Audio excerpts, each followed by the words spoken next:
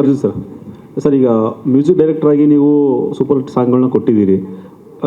ನೀವು ಯಾವಾಗ cinema direction ಅಂತ ಬಂದಾಗ ಇಲ್ಲಿ ಅಣ್ಣ ಶಿವಣ್ಣ ಇಲ್ಲಿ ಡೈರೆಕ್ಷನ್ ಅಂತ ಬಂದಾಗ ಒಪ್ಪಿ ಸರ್ ಅಂತ ನಟನ ಡೈರೆಕ್ಟ್ ಮಾಡಬೇಕು, ಅವ್ರು ಡೈರೆಕ್ಟ್ರು ಕೂಡ. ಇನ್ನು ಈ ಕಡೆ ರಾಜ್ಬಿ ಶೆಟ್ಟಿ ಸರ್ ಕೂಡ, ಇನ್ನು ಶಿವಣ್ಣ ಅವರ ಅನುಭವದಲ್ಲಿ 100 ಜನ ನಿರ್ದೇಶಕರು ಕೆಲಸ ಮಾಡಿದ್ದಾರೆ.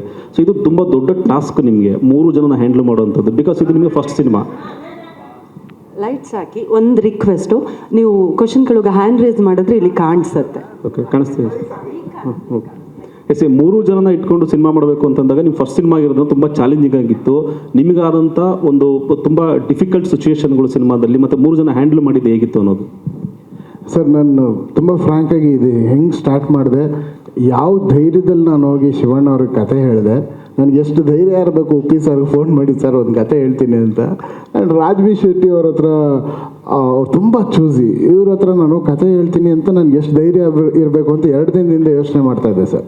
ಈ 106 ದಿನದಲ್ಲಿ ನನಗೆ ಯಾವತ್ತೂ ಆ ಥರ ಅನ್ಸೋಕ್ಕೆ ಇವ್ರು 3 ಜನ ಬಿಟ್ಟಿಲ್ಲ. ನಾನು ಫಸ್ಟ್ ಡೇ ಮೀಟಿಂಗಿಂದನೇ ಯಾರೂ ಅವ್ರ ಕಣ್ಣಲ್ಲಿ ಬರೀ ಆಶೀರ್ವಾದ ಕಾಣ್ತಿತ್ತು ಹೊರತು ಯಾರ ಕಣ್ಣಲ್ಲಿ ನೀನು ಹೆಂಗೆ ಮಾಡ್ತೀಯ ಅನ್ನೋ ಒಂದು ಲುಕ್ಕೂ 106 ದಿನದಲ್ಲಿ ಒಬ್ಬ ಹೀರೋನು ನನಗೆ ಕೊಟ್ಟಿಲ್ಲ ಸರ್. ಅವ್ರ ಮುಂದೆ ಹೋದಾಗೆಲ್ಲನೂ ಕಲ್ತ್ಕೊಂಡು ಬಂದಿದ್ದೀನಿ. ಇದೆಲ್ಲ ನೋಡ್ಬಿಟ್ಟು ಮೊನ್ನೆ ಯೋಚನೆ ಮಾಡ್ತಿದ್ದೆ, ಏನು ಧೈರ್ಯ ಇರಬೇಕು ನಿನಗೆ, ಇವ್ರು ಇಷ್ಟು ದೊಡ್ಡವ್ರ ಹತ್ರ ಹೋಗ್ಬಿಟ್ಟು ಡೈರೆಕ್ಷನ್ ಬೇರೆ ಮಾಡ್ತೀನಿ, ಅದು ಫಸ್ಟ್ ಸಿನಿಮಾ ಅಂತ. ಇದೆಲ್ಲ ಅವ್ರ ಆಶೀರ್ವಾದ ಸರ್, ದೇವರ ಆಶೀರ್ವಾದ ಸರ್. ಆ್ಯಂಡ್ ರಮೇಶ್ ಅಣ್ಣ ಅವ್ರ ಆಶೀರ್ವಾದ. ನಾನು ಯಾವುದೋ ಕತೆ ಹೇಳಿದ ತಕ್ಷಣ ಅವ್ರು ಹೇಳ್ದಂಗೆ ಒಬ್ಬ music director first cinema direction ಇಷ್ಟು ದೊಡ್ಡ ಬಡ್ಜೆಟ್ನ ಹೆಂಗೆ ಹಾಕಬೇಕು ಅಂತ ಅವ್ರಿಗೆ ಹೆಂಗೆ ಯೋಚನೆ ಬಂತು, ಅದು ಏನು ನೋಡಿದ್ರು ನನ್ನಲ್ಲಿ ಅದು ಗೊತ್ತಿಲ್ಲ.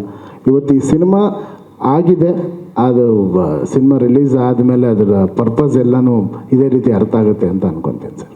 Thank you sir. ಕ್ಷಣ ಕ್ಷಣದ ಸುದ್ದಿಗಳಿಗಾಗಿ ಫ್ರೀಡಮ್ ಟಿವಿ ಸಬ್ಸ್ಕ್ರೈಬ್ ಮಾಡಿ, ಲೈಕ್ ಮಾಡಿ ಹಾಗೂ ಫಾಲೋ ಮಾಡಿ. ಹೊಸ ಸುದ್ದಿಗಳ ನೋಟಿಫಿಕೇಶನ್ಗಾಗಿ ಬೆಲ್ ಐಕಾನ್ ಮೇಲೆ ಕ್ಲಿಕ್ ಮಾಡಿ.